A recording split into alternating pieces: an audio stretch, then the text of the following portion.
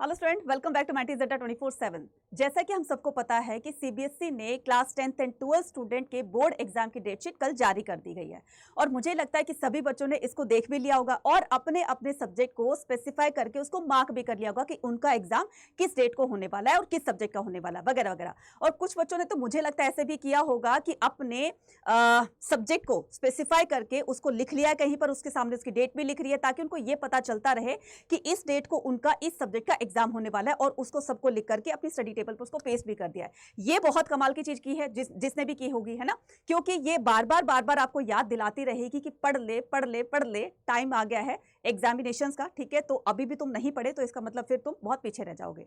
तो अगर किसी ने ये काम नहीं किया तो फटाफट से कर लीजिएगा।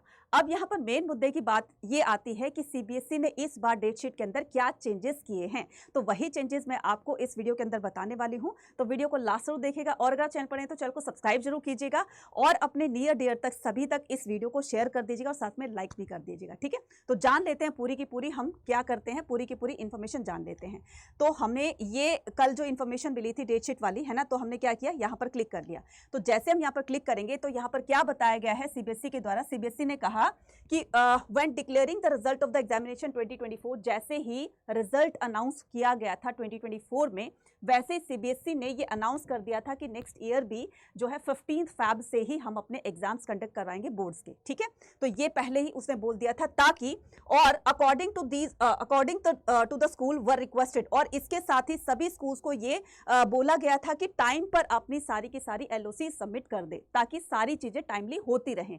क्योंकि देखो, टाइम से अगर स्कूल्स ने जो है वो एलओसी वहां पर सबमिट कर दी है तो इसी के अकॉर्डिंग प्लान करेगा सीबीएसई क्या, एग्जाम्स को, है ना, एग्जाम्स कब कंडक्ट करवाने हैं वगैरह वगैरह, तो वो सारी चीजें उसी के अकॉर्डिंग प्लान करेंगे। तो यहाँ पर स्कूल्स ने भी एक बहुत अच्छी बात करी है इस बार कि स्कूल्स ने भी टाइमली सारी की सारी एलओसीज जो है वो सीबीएसई को सबमिट कर दी है। जब वो टाइम से काम हो गया तो सीबीएसई ने आगे भी जो भी काम है फर्दर, तो उनको भी उन्होंने क्विकली ही कर लिया, राइट। उसके बाद यहाँ पर बताया गया है कि based on the subject offered by the student in the list of the candidate, CBSE has prepared the date sheet. और जैसे ही वहां पर एलओसी सबमिट हो गई सभी स्कूल्स की जो भी एफिलिएटेड है सीबीएसई स्कूल से, तो वैसे ही सीबीएसई ने डेट शीट को जारी कर दिया। अब यहाँ पर जो सबसे बड़ा चेंज देखा गया वो यहाँ पर देखो, ये देखा गया है कि for the first time date sheet have been issued nearly 86 days before the start of the examination. इस बार ये पहली बार ऐसा हुआ है कि बोर्ड एग्जामिनेशन के स्टार्ट होने से पहले 86 डेज पहले सीबीएसई ने डेट शीट अनाउंस कर दी है।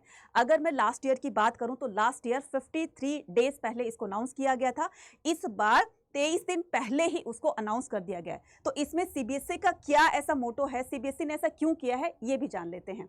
तो देखो, student will be able to start near the examination preparation will well in advance which will help them overcome examination anxiety and improve their performance in the examination. क्यों? क्योंकि बच्चों को जब पहले डेट शीट दे दी गई है तो इससे बच्चे थोड़े से अवेयर हो जाएंगे, है ना, पढ़ने के लिए कि अभी तक कुछ नहीं पढ़ा है। जैसे बहुत सारे बच्चे जो हैं टेंशन लेते हैं, बहुत सारे बच्चों को एंजाइटी होती है या टाइम कम रह गया, अभी तक हमने कुछ पढ़ा नहीं है, रिवीजन कैसे करूं वगैरह वगैरह। तो ये टाइम आपको ये इसीलिए दिया गया ताकि आप अपने एग्जाम्स की जो एंजाइटी लेते हो, जो टेंशन लेते हो, वो आप टेंशन ना ले और सभी अपनी अच्छी तरीके से सभी सब्जेक्ट की रिवीजन करके और एक अच्छी परफॉर्मेंस दे अपने बोर्ड एग्जाम के अंदर। तो इसीलिए सीबीएसई ने क्या किया, इसको पहले ही जारी कर दिया। उसके अलावा जब यहां पर एग्जाम्स जो है वो जल्दी हो जाएंगे तो साथ साथ में पेपर चेकिंग भी होती रहेगी, है ना, हर सब्जेक्ट की। तो पेपर चेकिंग जब टाइम से हो जाएंगे तो इसका रिजल्ट भी जो है टाइम से अनाउंस कर दिया जाएगा। जब रिजल्ट टाइम से अनाउंस कर दिया जाएगा तो टीचर और बच्चे अपने समर वेकेशंस के लिए कहीं प्लान कर सकेंगे। और मुझे कमेंट सेक्शन में लिखकर बताना कि आप इस बार समर वेकेशन में कहाँ जाने वाले हैं, कहाँ का प्लान कर रहे हैं। ठीक है, तो ये सारी चीजें तो होंगी आपकी बाद में। ठीक है, तो teachers will not be away from their school for a longer time, hence the studies of the non board classes will not be hamper. ठीक है, तो teachers will not be away from their school for a long time. तो teachers बेचारे क्या करते हैं, बहुत उनके ऊपर बर्डन रहता है ना, चेकिंग का, क्वेश्चन पेपर बनाने का, ये वो करने का, है ना। तो इस बार थोड़ी सी उनके लिए भी यहाँ पर सोचा गया है और सारी चीज़ों को टाइमली यहाँ पर कर दिया जाएगा। और नीचे जो है वो सारा का सारा देखिए हिंदी में लिखा गया है। इसके अलावा the school will be able to plan well for the board classes. उसके बाद जैसे आपके बोर्ड एग्जाम्स खत्म हो जाएंगे, फिर जो नेक्स्ट जो आएगा सेशन आएगा तो उसके लिए भी पहले से ही सारी चीज़ों को प्लान कर कहने का मतलब ये कि चीज़ों को जब अर्ली स्टार्ट किया जाता है तो उसी के अकॉर्डिंग सारी चीज़ें प्लान करके जो है वो टाइमली खत्म कर दी जाती हैं, राइट। तो ये सारा का सारा हिंदी में भी नीचे लिखा है, तो अगर आपको हिंदी में पढ़ना है तो नीचे जाकर के हिंदी में भी आप उसको अच्छी तरीके से स्टडी करके और देख सकते हैं, ठीक है, समझ सकते हैं।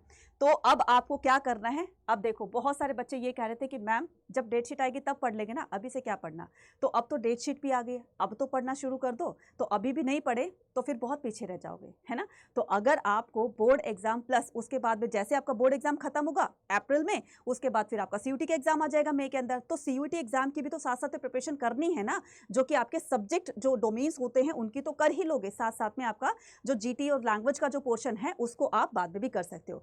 तो अपने बोर्ड एग्जाम में अच्छा परफॉर्मेंस डोमेन्स के अंदर या जो आपके मेन सब्जेक्ट है उनके अंदर अच्छा परफॉर्मेंस आप करना चाहते हैं, अच्छी परफॉर्म करना चाहते हैं, अच्छे मार्क्स लेना चाहते हैं, तो उसके लिए मैं क्या बताऊंगी, उसके लिए आप अड्डा 24/7 के किसी भी प्रीमियम बैचेस को ज्वाइन कर सकते हैं। तो यहाँ पर देखिए, यहाँ पर क्या है, अगर आप दोनों की प्रिपरेशन एक ही साथ करना चाहते हैं तो उसके लिए महापैक है, और अगर आप अभी जो है वो बोर्ड एग्जाम को ही आप टारगेट कर रहे हैं कि मुझे बोर्ड एग्जाम को पहले अच्छे से देना है, उसके बाद ही मैं सीयूटी की प्रिपरेशन करूंगा, तो उसके लिए क्या करना है, व्यू ऑल पे जाना है और यहाँ पर देखिए संभव बैच है, तो आप इसको क्लिक करेंगे। जैसे ही क्लिक करेंगे यहाँ पर बाय नाउ का ऑप्शन है, बाय नाउ के ऑप्शन के बाद यहाँ पर Y489 कूपन कोड लगाओगे और इसमें आप एनरोल कर जाओगे। तो आज जैसे ही आपने आज इसको एनरोल किया तो कल से अपनी प्रिपरेशन को स्टार्ट कर दोगे हर सब्जेक्ट की।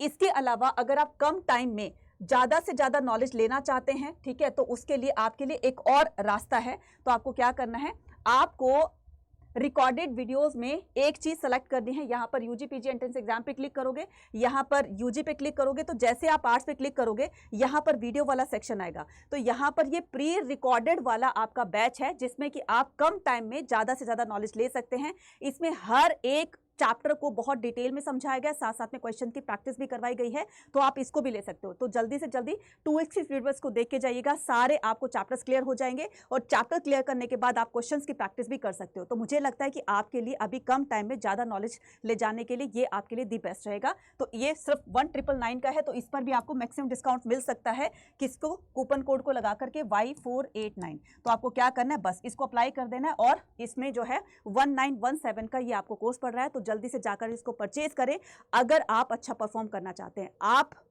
जो है अपने पेरेंट्स की, अपने टीचर्स की एक उम्मीद है, तो उस उम्मीदों पर आपको खरा उतरना है। दिखा दीजिए इस बार कि हम में भी दम है ना। तो मिलते हैं अपने नेक्स्ट अपडेट के साथ। Till then take care, bye bye to all.